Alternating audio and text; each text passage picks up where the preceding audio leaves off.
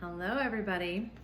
We are back, and I'm really excited because I have an awesome friend and guest today, Ginny Conrad, and we're going to get into some really cool conversations in just a minute. But first, let me tell you what's really cool.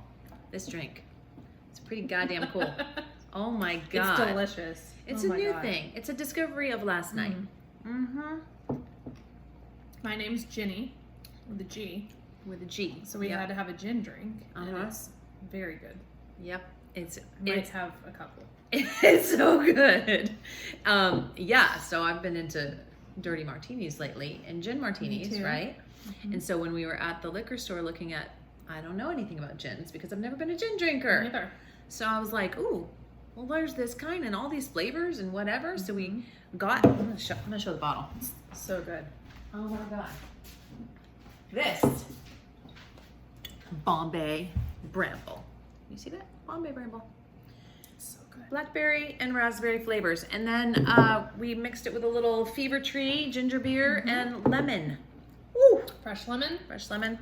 Big lemon. Big lemon's key. So good. God, it's very so good. Mm-hmm. Refreshing. Mm-hmm. It's the afternoon, but whatever. Who cares? 5 o'clock somewhere. It is. Anyway, so excited to have you here because you have such an awesome story. Thank you. And an awesome family and adorable children. And you're doing amazing things with them. And it's something that I think you're already making an impact with people publicly, which we'll get into. But I've learned a lot from you. That's for sure already. So Ginny has the cutest little biscuit, 2 of them. But we're going to talk about Zach today. Today we're talking about Zach. We'll talk about Eliza a little bit too, Yeah. right? Yeah. Mm-hmm. And because you're doing some cool things with that. I saw. Yeah. On your Actually, TikTok. add that to my list of things to cover. Mm-hmm. Yeah. So, well, I don't want to tell your story. I'm going to let you tell your story. So yeah, let's jump in. All right. So my name's Ginny, as we mentioned. I think I probably know a good bit of you that are watching this, but if you're new here, I have 2 beautiful children, one of which, the older one, is autistic. And before we knew he was autistic, we had no idea what autism was at all. Obviously, a lot of people have heard of it, and I think I maybe had an idea of what it was in my head, but really I had no clue. What I thought it was it just meant you were kind of a loner and you didn't make eye contact, and honestly, I think that's really all like I a knew. socially awkward, maybe. Like a socially awkward person, yeah. So, rewind back a little bit, our stories. I was pregnant, and around 30 weeks, we found some abnormalities on my scans, and it turned out that I was having some issues with blood flow to baby Zach. And so at 33 weeks and 6 days, we ended up having to do an emergency C-section. We had been monitoring it, and it got worse. And it was the day after our lake house. it was Wasn't with it? Pam and John at the lake house. Mm-hmm. Good thing we met then, because that was the last meeting I think I had. And I went into the doctor, the next day, and they said, we're going to have to wheel you to the hospital. And I said, excuse me? So anyways, everything turned out fine. I'm just so grateful for modern medicine, because if they didn't have this advanced ultrasound, they wouldn't have caught it. And I don't know if he would have been here today. So we were grateful for that. So it was kind of an uphill battle from when he was born until, well, forever, because when you're a parent, it's an uphill battle kind of forever. Does it ever stop? Yeah, it never stops. But since he was preemie, we didn't really know what to expect, I'd say, as far as his development went. It was also our first child, so again, we didn't really know what to expect. I had some other friends that I followed on social media with their kids, and was kind of always comparing him, like, oh, her kid's already doing that, but Zach's a preemie, so he's not going to catch up to that. And then ultimately I ended up having to unfollow some people because it was so hard to see. He was so far behind. Yeah. And so around his 18-month doctor appointment, this was in January of 2020, our pediatrician said to us, do you have any suspicions or questions about autism with Zach? And I immediately was like, no, absolutely not. You know, we've seen him at daycare. He plays with other Mm-hmm. kids, and he's fine. You know, yeah, he's a little delayed, but he's preemie. Right. And he's like, okay, you know, no worries at all. He is a little bit behind on his speech, so I'm just going to chalk it up to that he's a little bit delayed, and that's going to be, you know, what we record today, basically. And I was like, okay. Super annoyed with the pediatrician after that. And then I left that appointment, and honestly, being in the world of cystic fibrosis for my job, I knew about how important it was to really keep an eye on your child's whole health and to listen to the doctors. And so after I was angry, then I thought about it more, and I thought, I should probably look into it. If anyone's going to bring something up to me, I shouldn't not look into it. Just kind of be defensive about it. Yeah, I know I was defensive because I was surprised and kind of upset by this suggestion, but decided to look into it. And fast forward to pandemic happening and craziness, and it got to March by the time we finally had him seen by someone. At that point, it was virtually. And the doctor we were working with did some things virtually and then said, you know, I just want to let you know I am going to diagnose with your son with autism. You know, we didn't get the official diagnosis until July, by the way, after that March timeframe. So that's a whole other story. It just takes a long time. But so, you know, I'll never forget. Ben and I just kind of looked at each other across the room and like nodded our head, kind of like, okay, here we go, you know. Here we go. And so then we started to really look into the diagnosis, what that meant, what signs he had early on, and obviously the majority of those were that he was behind developmentally. And was a lot of it speech, like the pediatrician, the most glaring? Yeah, definitely speech. He had become very, very selective about foods. We noticed, well, we didn't notice this then, but later on looking back, we noticed how visual he was. Like it's hard to even describe, but he's particular even about like his clothes and the different colors of food. At the time, he really ate interesting. So it was like clothes wasn't a texture thing. No, he was actually okay. It was more of the colors. Interesting. Yeah, I had never heard that. Yeah, and he had some stimming things that we didn't notice either, where he'd rock a lot. Okay. And then when we ended up pulling him out of daycare, which he was in, to make sure he got the right support, and we didn't think at the time daycare was, you know, I think he was getting lost in that, and not to mention COVID was happening, so we wanted to bring him home because we didn't know what that meant at the time. So when we took him out, we said to the teachers who we've met with frequently at the daycare, you know, I'll let you know, this is besides COVID, but this is the bigger reason we're pulling him out. And they said, oh yeah, we noticed he used to never play with the kids. He'd just rock in the corner. And we're like, oh my God. What? Why? And they never mentioned it. No, they never mentioned it to us. Oh my God. So, and we hadn't really seen anything at home because we didn't have other kids to play with. Yeah, and he's probably just more comfortable at home too. Yeah. Oh wow. So that was kind of surprised that a lot of the signs would have been a nice piece of information to have. It would have been. All things considered, we did get a diagnosis fairly early. The average right now is between like 4 and 6 years, and oh wow, he got his initial at 18 months. He didn't actually get the paper one until 2. Is that something? I'm sure you'll get into this, but I think about comparing it to my cystic fibrosis journey. This is how we met, obviously. My kids with cystic fibrosis. Ginny works at the CF Foundation, so we work very closely together, and as a silver lining, become great friends. Yeah. But in the CF world, Gavin still blames me because he was 2.5 when he was diagnosed, and if I had gotten him diagnosed earlier, he would definitely be 6 feet tall because he would have had the nutrition base. Yeah. And so I'm guessing that's the same, like the earlier intervention. Yeah. I kind of wish we would have known a little sooner. Now I know, again, we knew pretty early, but it would have been nice to have known even earlier, because that would have allowed us more time to get ourselves educated about how to support him, get ourselves educated about his specific needs, because every person with autism is different. And I think it would have just, overall, I think the education would have been the biggest thing, and then just putting him in the right setting. Yeah. And we use the word intervention because we're intervening, and that's the word typically used in younger children when you're providing an accommodation or a service.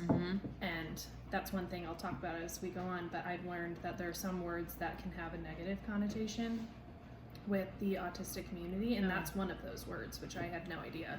So I say that not meaning intervene as in we're trying to change him, more that we're trying to support him in the best way that we can. So, you know, with the diagnosis, at first there was a lot of denial, which I think a lot of people have for all sorts of things in life. And so I would kind of tell people, but then I'd be like, I don't know if we're really accepting the label. The label doesn't matter in the end. We're just trying to get him the support he needs. And I'd still say that today to people, that truly the label doesn't matter. It's more that you're getting them the support. You have to have the label to get the proper support. Right. And I think at the beginning it was more like I just didn't want him to be labeled, and now I don't have that same feeling. I'm more proud to talk about who he is and how having autism, being autistic, has really helped us and what he's taught us. But so, you know, I went through that period of denial, but that didn't stop us from really pushing forward to get him what he needed. But through that, at the same time of having that denial, we also had some acceptance. We were kind of going back and forth. And so the first thing that we did was really embrace the community and try to really learn about it, learn what the heck autism meant at the time. Is there a central hub? Like, we have the CF Foundation. Is there something like, Josie, could you breathe louder? Oh my gosh, she's so loud. Is there like a... So I just assumed there would be because of our world, what the CF Foundation does, and there are organizations out there, and I did go to one in particular that's very well known, and worked with their executive director and spoke with her, and she was wonderful, and she connected me to some people, and I was grateful for her. Okay, that's good. But what I've also learned though is that their views and a lot of the organizations out there's views don't necessarily align perfectly with some of mine and with a lot of people in the community. But all of the different organizations that exist, I do find something really great about them, but I haven't found one that I've really kind of clung to. So not knocking any of them out there, I just haven't, you know, it wasn't the same with CF where it was like, if you know someone with cystic fibrosis, you're likely to be able to know someone else in the community and get connected to the foundation. And it's not to say the only game in town, but it's the best. Yeah, that's so interesting. And I think about that too with the different cancer things, or like, you know, we know enough about ALS.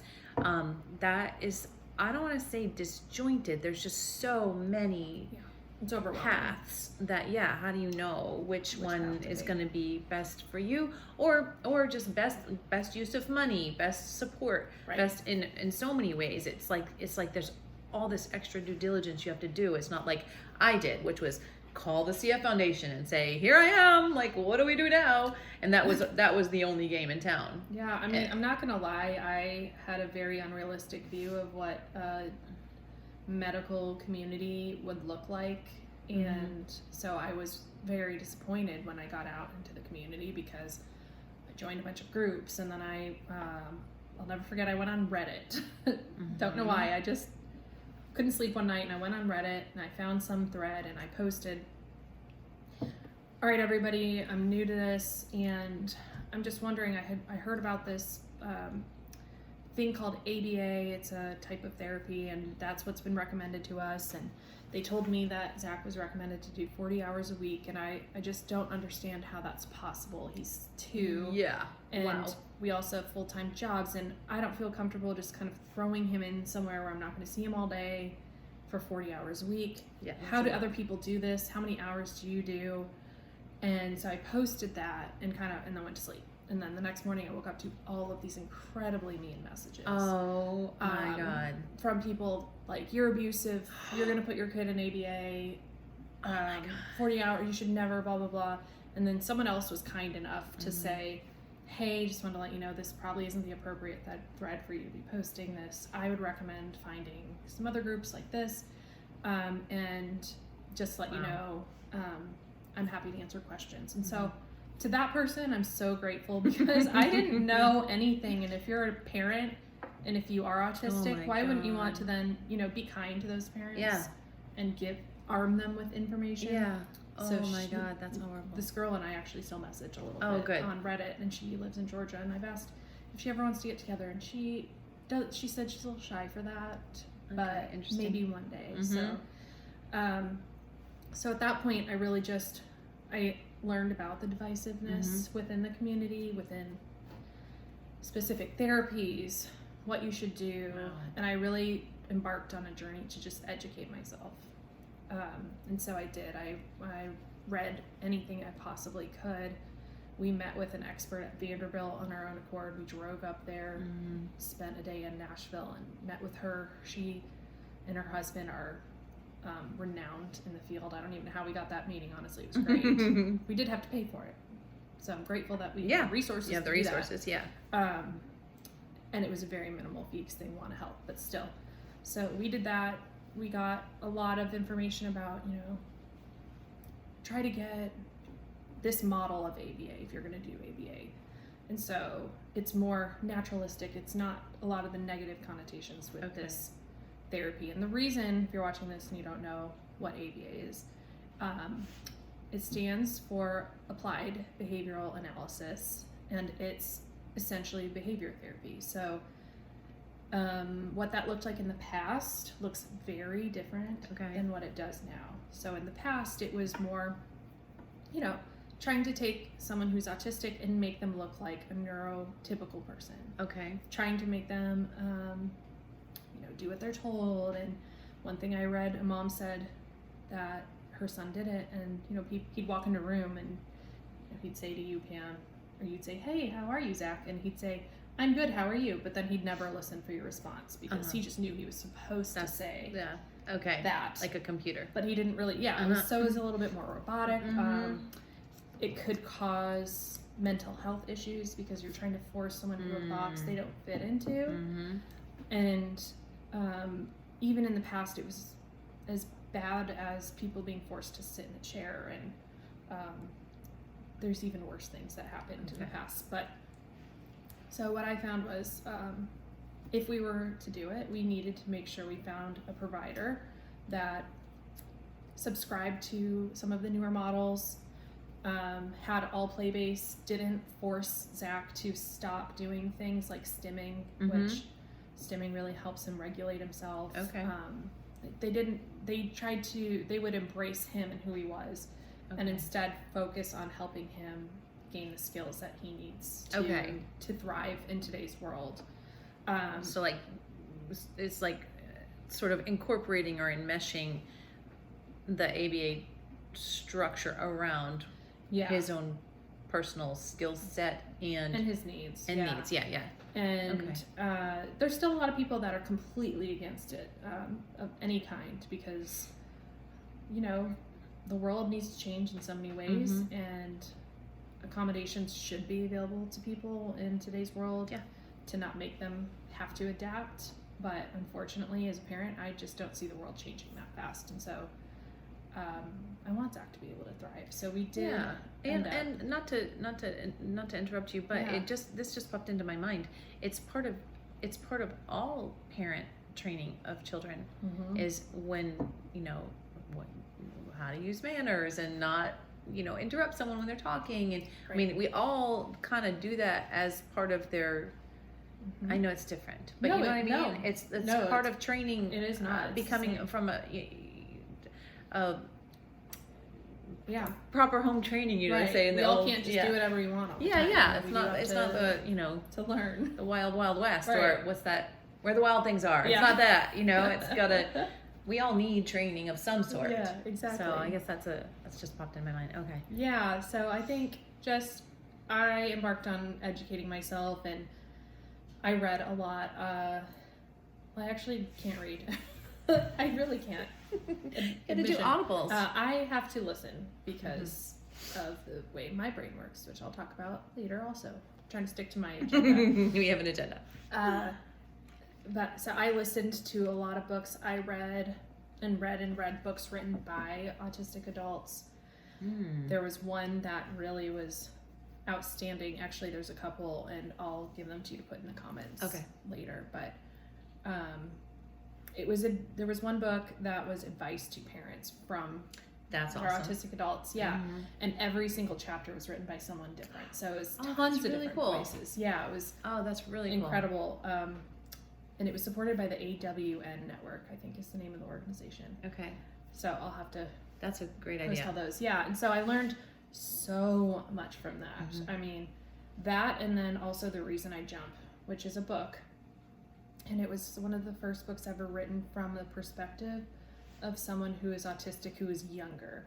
Okay. And I didn't read the book, but I did watch the Netflix special on it, and that was just wild, the things I learned. Like, one of my biggest things that I took away from that was that autistic people don't necessarily think in linear time frames. So this person gave an example, like something that happened yesterday or something that happened like 6 months ago to Zach, in his mind it could have felt like yesterday it happened. Okay. And it's more of like a plot rather than a straight line. So in the extreme, this guy on the Netflix special, they were driving him home, his parents, and he was screaming because they weren't going to the right house. And he wanted to go to this specific house, 10 Maple Street or something.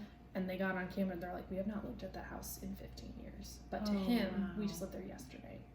Oh, wow. And I was like, how does that even work? I mean, there's so much to still learn about the autistic brain, but that one really blew me away. And it kind of makes sense sometimes because I'll see Zach pick up a toy that he hasn't played with in a year, and then all of a sudden he's doing the exact same things he did with this toy. Oh, wow. Or this book or whatever, and it's like he was just doing it the day before. So I have never heard that. That's fascinating. It's wild. There's so much, but so I just really learned more about him and how to support him. I learned that we can't force him to do things. Like, we can't force him to eat specific foods because he will physically throw up. Oh, wow. Because of the way his brain works. And I do know a lot of it's in his head, because sometimes it's things that he eats all the time, but if it's presented differently, he won't eat it. Like, he will eat one of his foods right now, he only has about 10, is peanut butter and jelly sandwiches. And I tried to cut it in triangles because he really likes shapes, and I was like, I'm going to do something different. No, he cried, he wouldn't eat it. I had to make him a whole new sandwich where they were square bites because he would not touch the triangle. So I know it's just the way he thinks and views things. But now we're learning to take him to the grocery store and let him pick out things, and then we're learning that maybe he'll actually try it because he visualizes. That makes sense. So he picked out Danimals this week, and he's actually drinking them. So I was like, a new food, yay! That's a great idea, though. Yeah, so because again, that can be just like any kid, right? You know what I mean? We were like, all right, you're gonna pick out your food. Yeah, that's a great idea. He picked out 3 things. Now, out of the 3, he absolutely refused to even go near the other 2 he picked out. But 1 out of 3, it's fine. That's pretty good. We ended up with mozzarella cheese sticks. I was gonna say, what were the other things? Which I ate, but it was Paw Patrol ones, so I think that's why he picked that one. And then American cheese, which we don't really eat. We just prefer like cheddar or whatever. So now we have a bunch of American cheese. I know, I can remember that.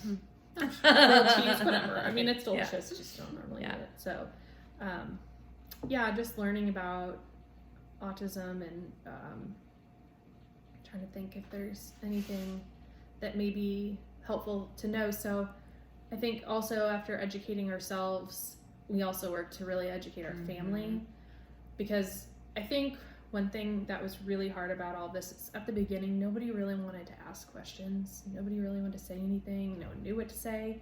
Did you feel that, did you feel any sense of shame about it, or that embarrassment? Or I definitely did, and still do from time to time. And it's not right to feel that way, but it is just how I feel sometimes. So, it's hard, especially with family, because we know how much Zach loves his family. He's very close with all of us. But if he's having an off day or something, and it's like someone walked in that he loves, he might walk over to his talker, which he uses to communicate a lot of times, and say goodbye and physically push them to the door. He does that all the time. Oh, wow. He does it to even me and Ben, though, in our house. Like, he's just particular about who he wants in that moment. Or if you show up and you're not supposed to be there, Okay. he's confused, and that's another time where he'll be like, wait a second, you're Yeah. not supposed to be here, so I'm going to say goodbye Interesting. to you. And so that can be really hurtful for people because they don't understand. They're not around him 24/7 to know that he's just sometimes being silly, and then sometimes he just really doesn't want you there, and it's not because he doesn't love you. He just, right now is my time with mom, or right now my time with dad, and like the structure of it or something. it's the structure, yeah, and you're out of place. You're not supposed to be here. And he's getting much better at that rigidity in his structure, which I'm so proud of him for.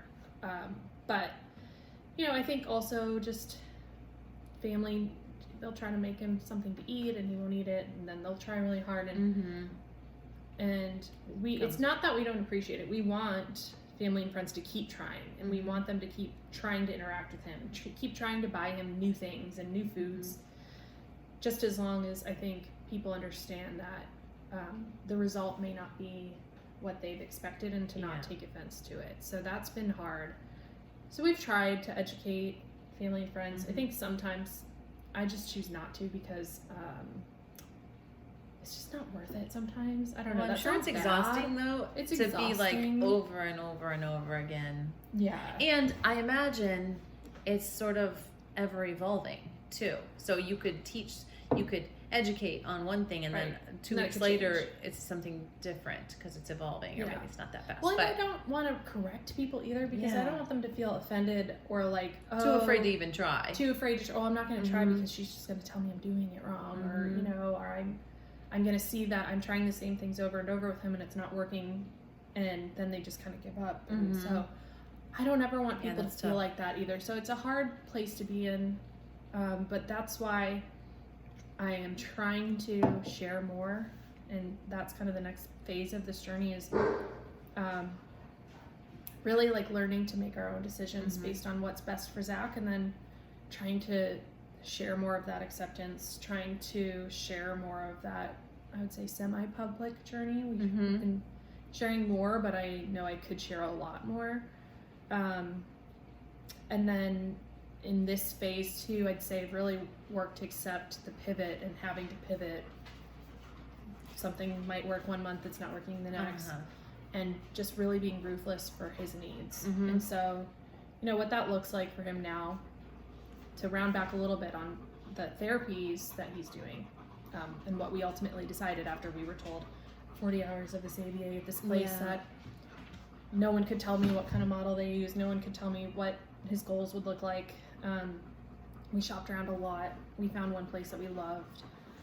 They started working with Zach in our home during COVID, which was outstanding, because since I was home and Ben was home, we got to attend sessions when we could.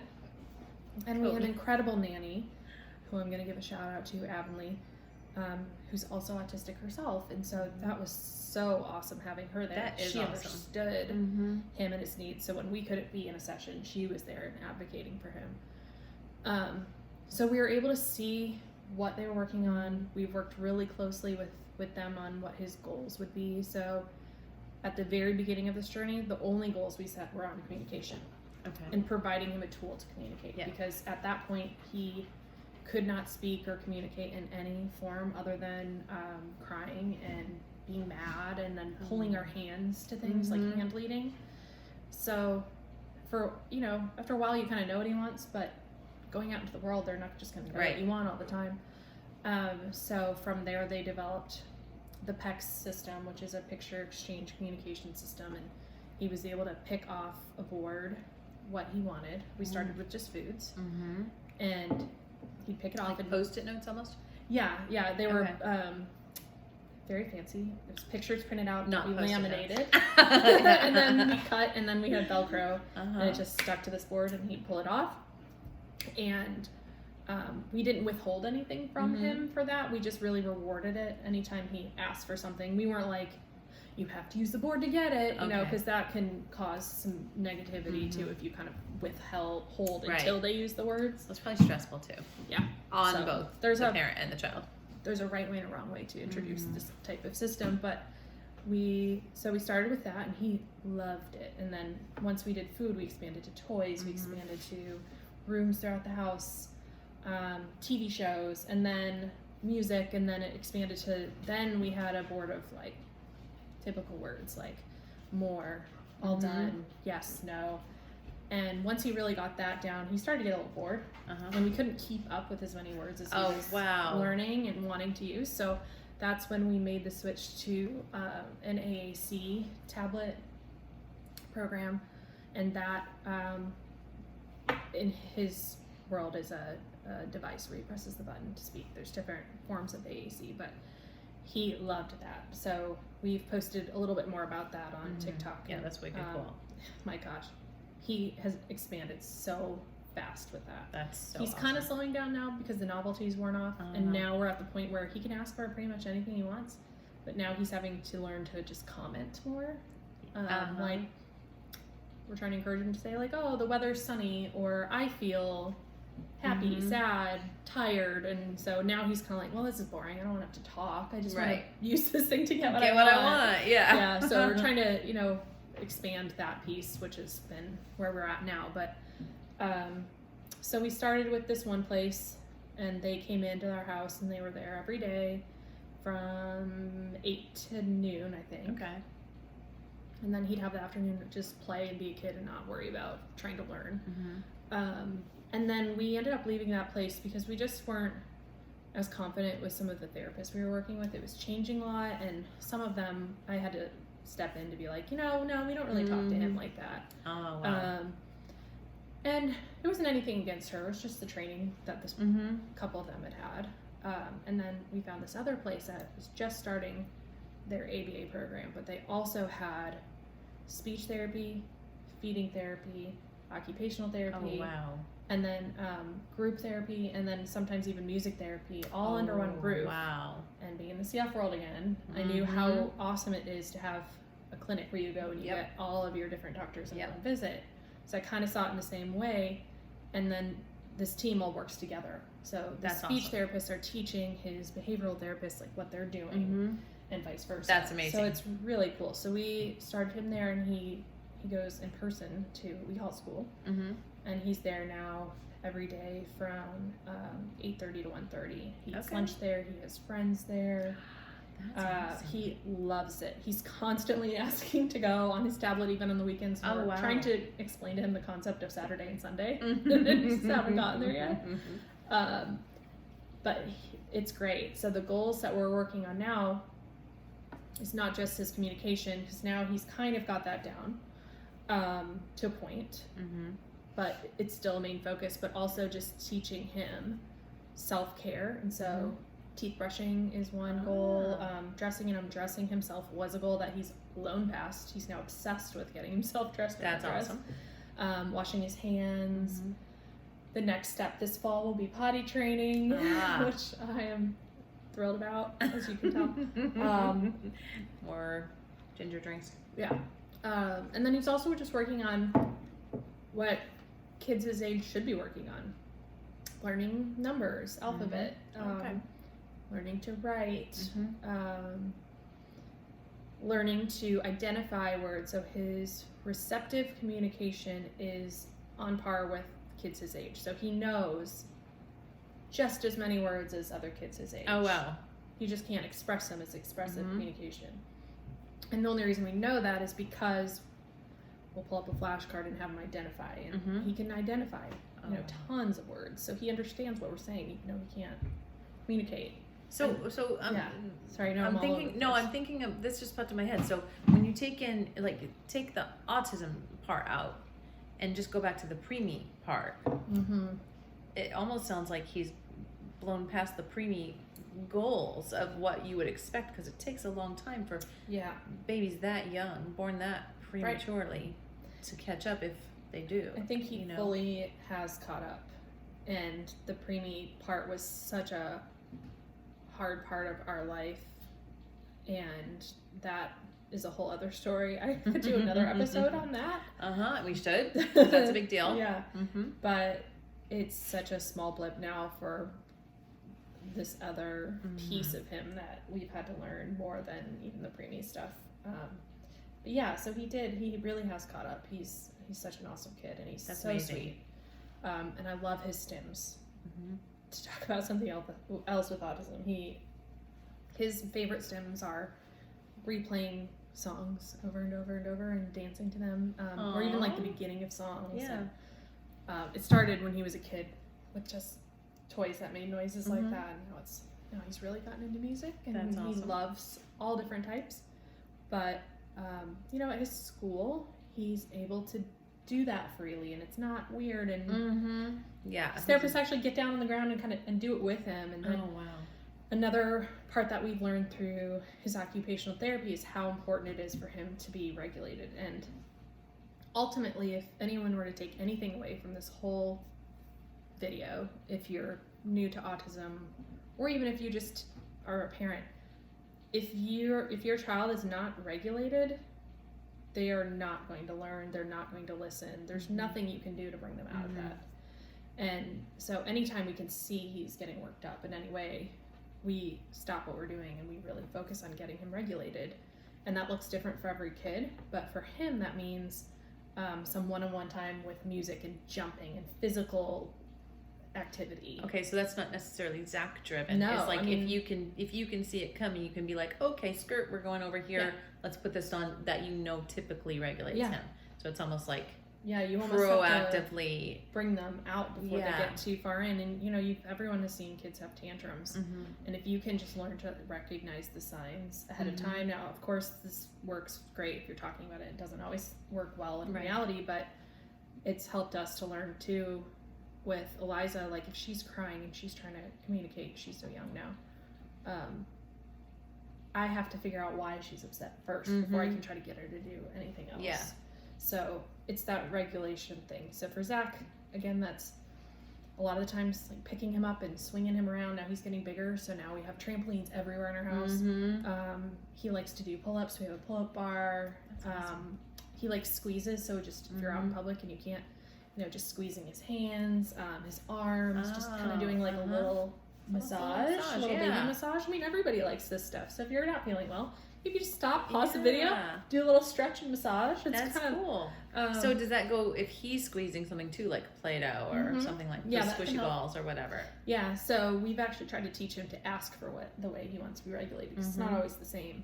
But it might be, like a fidget toy or popper, or just, for him, a lot of the times it's movement. So at school they have a move room where he can ask to go at any point, and they will go, and he'll swing on swings and run up and down. And he started going for runs with Ben, with my husband.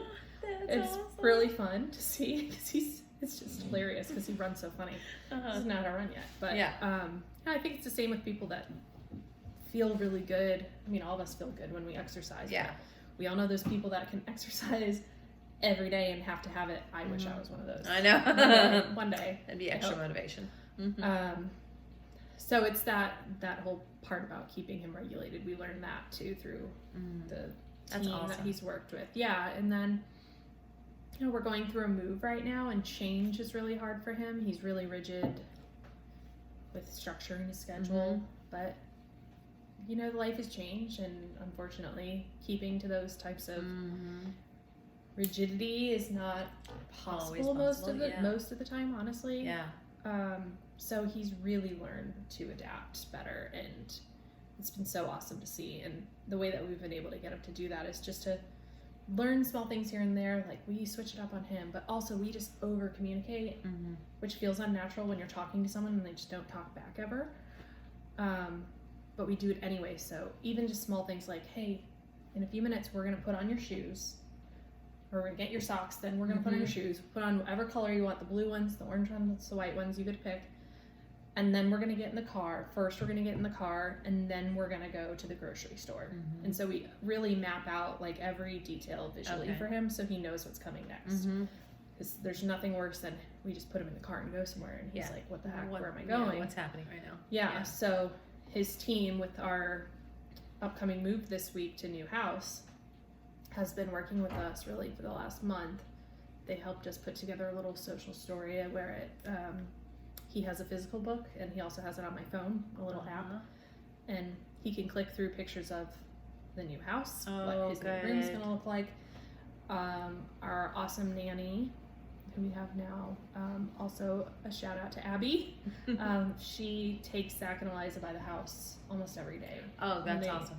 When she picks him up from school, she drives by and says, all right, where are we? Where's Zach's new house?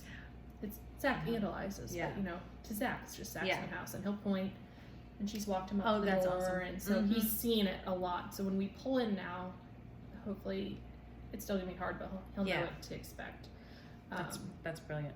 Yeah, so anyways, back to, we really just learned to make our own decisions at this part of our journey, and that was for us this clinic setting that he's in, and they're wonderful and he loves them. And how old does it go up to? What age? I want to say middle school, because once he starts school he can still go after school.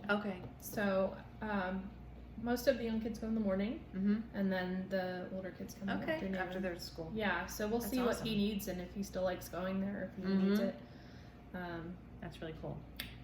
So I think what's been really important for us now is for us to be able to get information out there, because when we were new parents, we didn't really know what to expect, and you can't really digest all this information in one sitting. I tried. I read a lot, and I found a notebook the other day of notes I had taken. I'm like, God, none of this made sense to me then. I would write something down just to be like, I think that's important, but it didn't make any sense. Well, and then you don't even remember because it doesn't make sense that you don't. I did the same thing with CF. Yeah. And I recently found a bunch of stuff too. That I'm like, I don't even know what that means. Yeah, you're just doing it, and then you're like, oh, I'll be able to come back to this later, but you don't really go back to it later because you're still in the process of learning, and then when the timing is right for your brain, it gets absorbed. Yeah, so I think if I was at the beginning of this journey, or if I was a family member, or really even a provider, I think just really giving yourself time to learn, and to give yourself grace to learn your child, your loved one, the person that you're working with, and knowing that every autistic person is completely different. Just like, I was just going to say, there's zero cookie cutter. Zero. Yeah, absolutely zero. What works for Zach does not work for other kids, and I have tried fiercely along the way to connect with other parents, and I have at different points in the journey, but there's not been like one person I've gone to for everything, because all of our kids are so different, so it's hard to relate, I would say, because Zach still isn't verbally communicating, and I'd say most of the people that I've become friends with, their kids are verbally communicating, and I know that's not, ultimately that would be a great goal, because it'd be a lot easier for him to exist in today's world, being able to verbally communicate, but we're also completely okay if he does it. But it is harder sometimes to connect with people whose kids aren't like on the same exact path. Do they have much for support groups, or have you looked into that? I probably should. I got burned a little bit in some of the community groups at the beginning, and I was just frustrated because I would see ignorance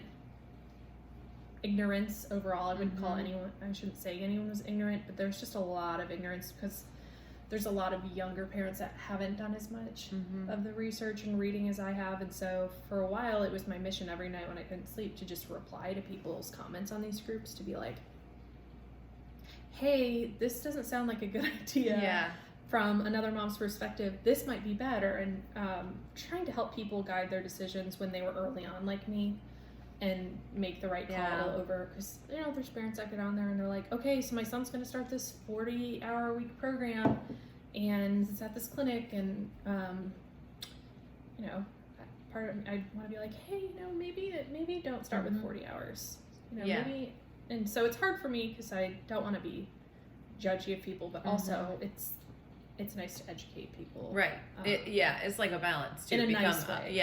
To be helpful versus seeming like you're being a busybody. Yeah. Well, and I've even learned better ways to play with Zach. Like me just saying, let's do this puzzle. Instead, I've got to sit down on the ground and be at his eye level, and I do it first, and then he wants to do it because I'm doing it. And like really doing face-to-face play with him. I've learned imitation play is really good. So if he's running around, jumping up and down, I literally just run around and jump up and down with him. He thinks it's the funniest thing in the world, and he loves it, and then he wants to play with me. And then I see these parents on social media who are like, my child won't ever talk to me, they won't play with me, and they're having tantrums, and you know, so it's hard. Sometimes I do go on there and I try to say, like, does your child have any way to communicate yet? If not, you know, let me know if I can help. I can help you develop a very easy board that just has food, you know, for them to pick from. And so I've actually helped some people online That's good. create some of these picture systems. I created a social story for a mom out actually in another country, which was kind of neat, that is cool. who was trying to teach her son to toothbrush, how to brush their teeth. And so having a book that showed you every next step visually. Oh, wow. So there's a lot that can be done. But also for my own mental health, it's helped to mute those a little bit. Yes. And it sounds really judgy, but I don't mean it that way. I just mean the way that the type of person I am, I have to have the information because that's how I guess grieve. I think it's okay to use the word grief. Yeah, I think so. How I grieved with raising a child that I didn't expect to raise by just arming myself with ways that I could help. I think a lot of people who have been through similar journeys do this too. So it's kind of like I describe this way with CF, and I did the same thing.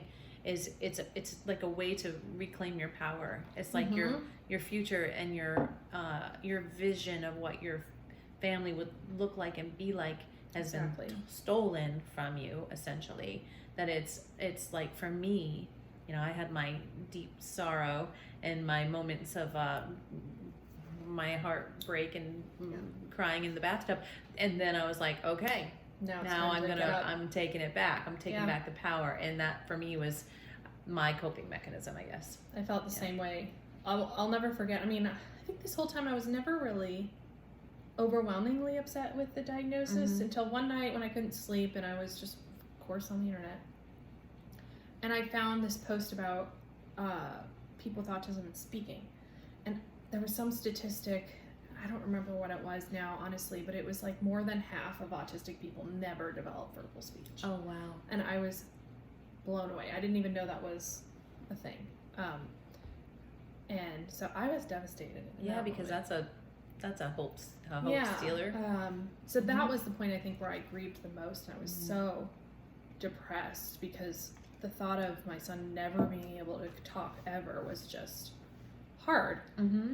And now people say to me, gosh, that must be so hard because he's still not. And it's really not hard anymore because he does communicate. He tells me he loves me with his device. He tells me he loves me like with his physical touch, with the way other ways he communicates. So, but in that moment, I didn't recognize how other forms of communication could be just as valid. And so now I'm in a much better place. But at the time, I was like, oh my God, that's well, it's because we're so singularly crazy. Minded because no one thinks anything like that's going to happen to them. So you haven't had to open up your mind or your heart to consider another option. And I don't think I'd ever met anyone in my whole life that couldn't speak. True. Honestly, I couldn't think of any. I mean, I guess I've seen people that have done sign language, but that's different. I mean, he could do sign language, and he does do a little bit, but that's a lot of the times because they're deaf. Right. Or you've heard of blind people that can't see, but for some reason, I just had never come across someone that just couldn't speak. And so I think it was the unknown, really, for me. But now we're at a really good place, and I got help for myself, and there's nothing wrong with that. I am medicated for now. Don't know if I'll need that for my whole life, but it's really helped me just emotionally feel better, be able to support my family better. And I think I want to talk about that for a minute because I think that there's such a stigma against that too. Stupid. And that's why I said it. I'm really glad that you did, because we didn't talk about that ahead of time. And I think that that's something that's really important, because it took me a long time to take that step, because I felt like I it was a sign Like of you were losing. weakness. Yeah, same. And that if if I do that, then I'm not this super strong person that everybody thinks I am and that I think I am, even if I don't think I am. But you know what I mean? Like it shows your vulnerability. However, if you do allow yourself to get that help, it's like keeping your head above board when you feel like you're drowning. And if you have to spend so much energy to not drown, you don't have it left over. Right. To do all the research that you're doing, to find all the resources, to do all the stuff that's really massively improving his life and your life. Yeah. So it's that thing that just keeps you, whatever it is, if you have to, you know what I mean? Yeah. And if it can keep you from drowning so you can focus on the things that really need to happen. I mean, it's huge. Battles that we all go through, it changes who we are. It can change our brain composition. And really, if you look at the science of it, if you've gone through so much and you can't you're getting to a point where you can't really take care of yourself and you're just depressed all the time. If you don't focus on, there's holistic ways to do it, but for me, I couldn't bring myself out of that to do holistic things to get myself back to where I needed to be until I decided to see a therapist and get medication, and that really helped me. And it made me realize that it was okay and that it's, again, I don't know if I'll do it forever. Yeah. But I'm okay if I have to take it forever too, because it's helping me. So if you have to, you have to. So we're at the point now too where we're sharing more publicly. So we started this TikTok, which honestly I didn't really expect to get any traction. It was just I posted a video of Zach using his AAC device for the first time, and I'm not kidding you, it was the first time he used it. I just started recording right away, and we had shown him the menus we had set up, but since he was already familiar with the picture exchange system, he kind of knew what he to do. Okay.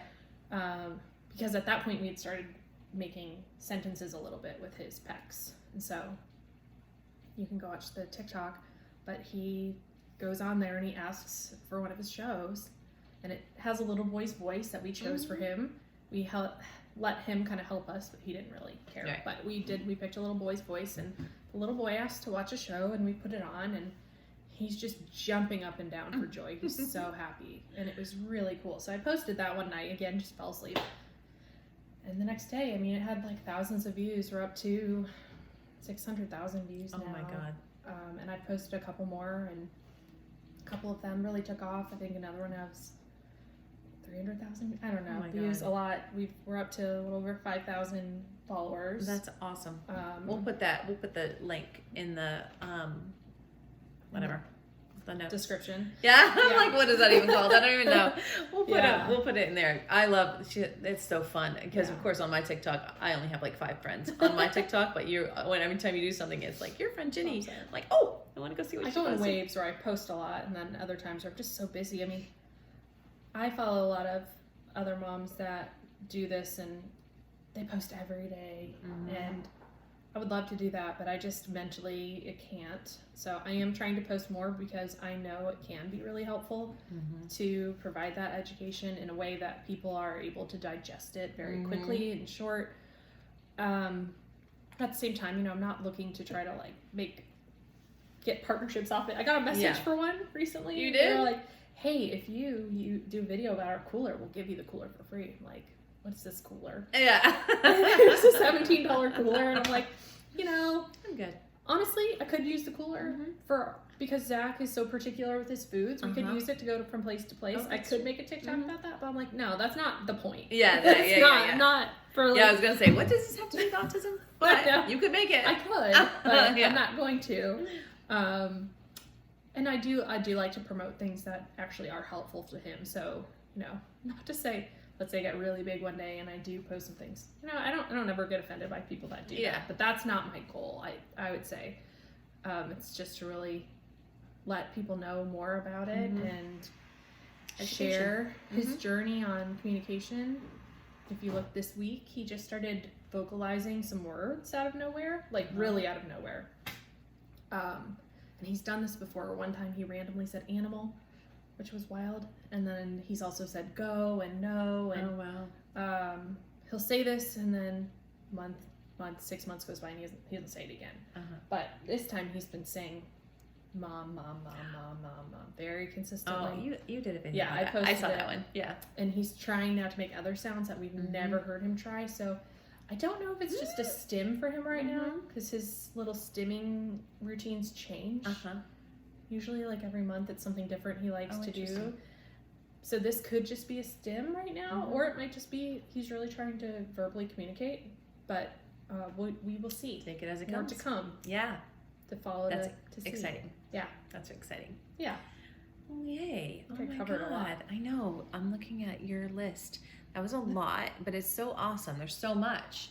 I mean, we could do so many more episodes just on this. Because it's ever changing, ever unfolding, ever evolving. Yep. Yeah. So it's really it's awesome. Do you want to talk about your looking inward more? Oh yeah, I did forget about that. So yeah, to end our journey, this part of our journey, the more I got to know Zach and the more about autism I learned, the more I really started to pick up on some of this in myself. And really, where does autism come from? People ask me that all the time. The answer is people don't really know. But what we can gather so far is we believe it's a combination of environment and genetics. Okay. And so environment, I think, for Zach may have been the issues in utero, potentially. And then genetics, we've never had anyone diagnosed with autism in our family, but looking back, I can see definitely some family members that I think could have been, because it really wasn't as widely recognized. Right. But yeah, I started to really look inward at myself and things that I had dealt with my whole life. And so I went on a journey to see, am I autistic? Am I just neurodivergent a different way? And I was actually diagnosed with ADHD. So overwhelmingly diagnosed, by the way. It was like the doctor that I worked with, he doesn't even treat, he just diagnoses. He doesn't have skin in the game where he's trying, because you could say a doctor's going to give you a diagnosis because then they get business. But this person, no, he's like studied with Yale, is all these incredible degrees from different schools. Really smart guy. Overwhelmingly was diagnosed with inattentive ADHD. There's also more impulsive, but I didn't really score high in that one. And ADHD is very similar to autism. There are some marked differences, but there are some arguments to combine autism and ADHD as one diagnosis. Okay. I don't know if that'll ever happen because of a lot of stigma in the world, and I think there are some key differences. But it helped me understand a whole lot more about myself growing up through school, struggling as hard as I have, how sometimes it takes me 8 times longer than other people to do something, but with my personality, I will get it done because I've learned to overcompensate in that way my whole life. So that's been really interesting. I haven't done anything really different since I got the diagnosis, but I am reading some books. If I could get through it, I've listened to like 3 chapters, and I'm considering changing my medicine regime a little bit from what I'm currently doing to more support that side of things. Like maybe I'm treating the wrong things, and maybe if I shifted some of that. So I'm in the market for a doctor right now that treats that. We'll see. I just haven't really gotten on it. So it's been pretty recent, but it's been so fascinating because it helps me understand myself better. It's helped me understand Zach better. And it's just been really cool because I can understand where he's coming from. And it's helped me to describe how my brain works to others that are neurotypical or consider themselves to be, to say, hey, I know it seems like you're really frustrated with me. I'm mostly talking about my husband right now. Because it takes me much longer to do X, Y, Z. I process things differently. And it's not an excuse, but I do want to let you know that it is the way my brain works, and I'm working to overcome some of these things. So I think I'm hoping that can help too. With just people and it probably helps you not be other. frustrated with your own self. Yes, that's been a big one too. And I've learned skills along the way that have helped me, like, okay, set a timer for 5 minutes, I'm just going to do this because I can never bring myself to clean the kitchen because I'm like just too physically and mentally exhausted Yeah. from all the stimulation of the day. I'm like, you know what? I can clean for 5 minutes. Mm-hmm. And pretty much every time that turns into 30 and I'm not paying attention. So it's just like I need to try that trick. brain tricks for myself and setting goals. And also just one fun fact about ADHD. Mm-hmm. If you are really focused on something, you can hyper focus on it and it's like your brain's working completely normal like a neurotypical person. I think it's the same for autistics. And it's like you don't even have that part of your brain because you become hyper focused on it. But if it's something you're not interested in or you're bored with, then you can't focus. Your brain doesn't work. But I think I've been successful at what I do career-wise because I love it so much and I can hyper focus on it. And it But requires hyper focus. And you can't, there's other things I've struggled with my whole life, like math. I can't even I'm just going to admit it to the camera right now. I can't even do simple multiplication. Division. I think I need to read the book that you're talking about. I'll listen to the book because I also do. You should. I swear to God, my kid, all the boys have ADD, ADHD, ADD and ADHD is the same thing. And I'm like, and John said that all the time too. Like, get it from you. I'm like, I am pretty sure that's true. Yeah, it probably is. There's a lot of people with ADHD, and not everyone has it. That's also a misconception. But a lot of people do, and it just hasn't been recognized as much. Same with autism, honestly. I mean, think about it. You probably know people in your life that are probably autistic that have not been diagnosed. Well, I'm sure that now that you know the science, you're probably I'm picking people out all the time. Bing, bing. But really, it doesn't. The label doesn't matter, which I mentioned, but it does if it can help you understand yourself better and get you the accommodations that you need. Right. So, and even accommodation sounds big, but even like life skills, like the 5 minute timer, the 5 minute timer. And I know too. For me, I like to see an agenda before I'm doing something because I have anxiety when I don't know what's expected of me, and I like that to be tangible all the time. So it's just even small things like that I've been able to suggest in a meeting, like, hey, do you think we could have a printout of this, or let's have this up on the screen because that would be helpful for me. Or let's send out a note before the meeting to say what we're going to be talking about. Because I realize that that's just an easy fix. So there's like things like that, accommodations that you can ask for without them sounding like a burden to a person. It's just more like nuances that can make a huge difference for somebody. Yeah, totally. Totally agree. Wow, this is so awesome. And I literally have learned so much about autism through Zach and you, ever since he was diagnosed. But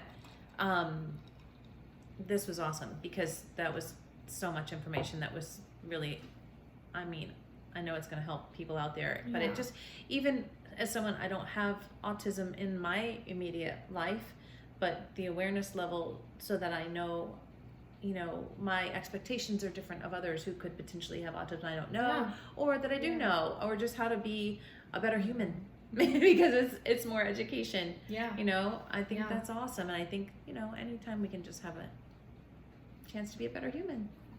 And have a cocktail over it. And have a cocktail because they're so good. And it's dripping so badly, but so good. Yeah, all about more education and more research. That's something else you can see on our TikTok that we're doing too with our daughter. She's in a research study. It's been really neat since it's a sibling study at Marcus Autism Center. Okay. And some of the research they're doing is just incredible. Like there's an eye tracking tool that babies can watch a video and they can potentially not diagnose autism, but they can. It could be a marker to say like there might be a chance based on how they did on this eye tracking thing. And again, leads to earlier diagnosis, earlier intervention. Yeah, exactly. Yeah, that's awesome. Really cool. That's awesome. Are there a ton of like clinical trials and stuff going on in the autism world? Yes and no, because there's a lot of different ways of treating it. Not treating it, that can sound bad too, but like intervening with it. So we're in another study too where it's with Eliza actually, and It's whether the study is to look at whether parent-led interventions and therapies are more effective versus therapist-led. Okay. And what the research is showing is that parent-led is much better, which, I mean, makes sense. Translates to all areas of life. I think Yep. anything time a parent is very involved, then you're doing things more regularly. Yep. You're educated as a parent, and then, you know, it's not like they leave school and then And they you just don't start. have the learning curve of this stranger coming in and Yeah. So that's another study we're in. You know, the goal is not to cure it. So I think that the studies are, again, more focused on like the accommodations. There are some studies trying to identify how it occurs. Yeah, that would be helpful. And so there's one where you can actually send in your saliva. So it's called the SPARK study. And they'll send you a kit and you put in your saliva, your whole family, even if you're not autistic, and you ship it off. And it takes over a year to get any sort of result because they mapped the DNA somehow from it. It's really interesting. So we actually did do that because they've been able to identify genes specific to autism. And so, again, the goal of that isn't to prevent autism, but it's more understanding how it can occur and how we can... Where it comes from. Yeah. Predictability factor. That's fascinating. It's really neat. Oh my God, there's so much.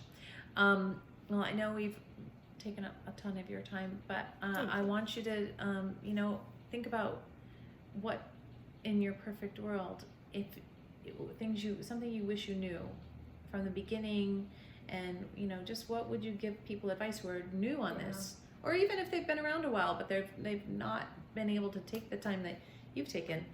Definitely. Because you don't sleep, so you have a lot more hours than most people. I would say, just in general, be gentle and kind to the people around you because you really have no idea. I mean, just seeing a kid in a grocery store who's having a meltdown, or you know, even like a kid on a leash. It's so funny. You know, I'd always be like, God, why would you ever do that with your kid? That's terrible.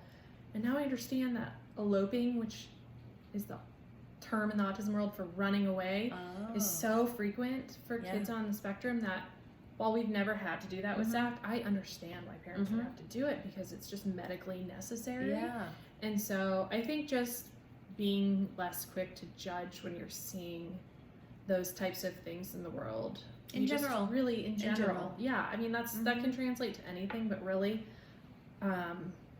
I just had no idea. And I know that a lot of people before being a parent don't get some of that, but even more so with understanding Zach's issues, sensory needs, and just in general have opened my eyes more. And I'd say, you know, advice to anyone that's a new parent or finding out that you're autistic, or a family or friend, I think just giving yourself time to understand what your needs are and what your kids' needs are, and doing the research and reading about people's journeys who have been there before, you know, picking up some books or listening to some books have really helped me a lot. By learning other people's perspectives have helped me change mine. The person with autism's perspective. Yeah. That's amazing. Exactly.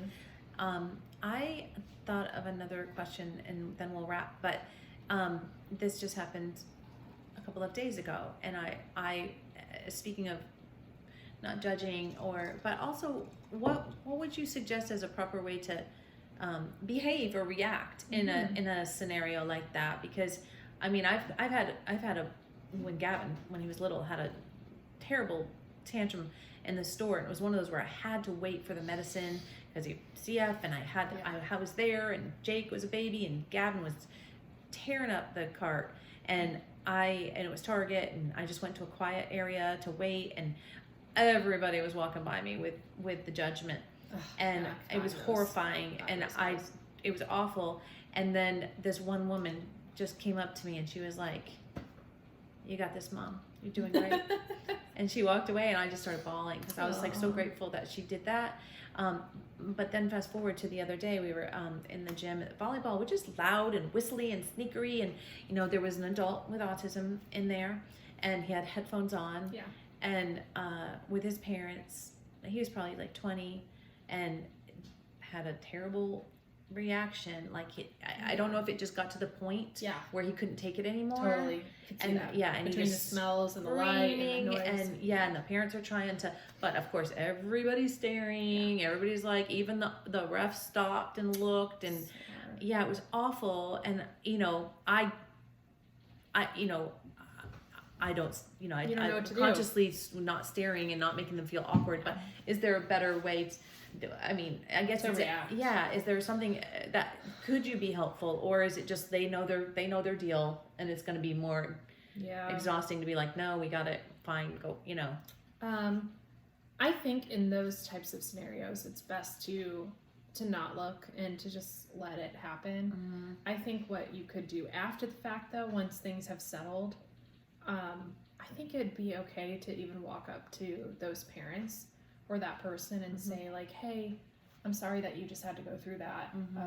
And if there's anything that I can do to help, let me know. Okay. Because it may be like, let's say you're somewhere where you can make a change, like in a gym like that, you probably can't.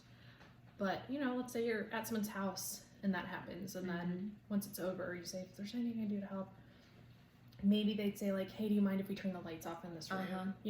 But at least in my own experience, I probably wouldn't go ask you to do that, because even though I should, I think I'm still not like super, it can come off wrong. It can come off like, who's she asking me to turn off lights in my own house? Or, so I think in those scenarios, if you just, once the dust settles, if there's an opportunity to ask if you can do something differently to help, I think they'd really appreciate it. Okay. Or let's say in that instance, if you knew of a room in the gym that was quieter, maybe they just don't know they can go to it. You could say, like, hey, I'm really sorry that happened to you. I want you to know that if your son, daughter, whoever ever needs a space away, we do have this coach's room back here that you can use. Okay. Or something like that. Okay, that's helpful. I'm always just like, or message them after the fact. Do I do just, I don't. Yeah, I think that is something that you could do too. Like, would it help if you had a water or a snack?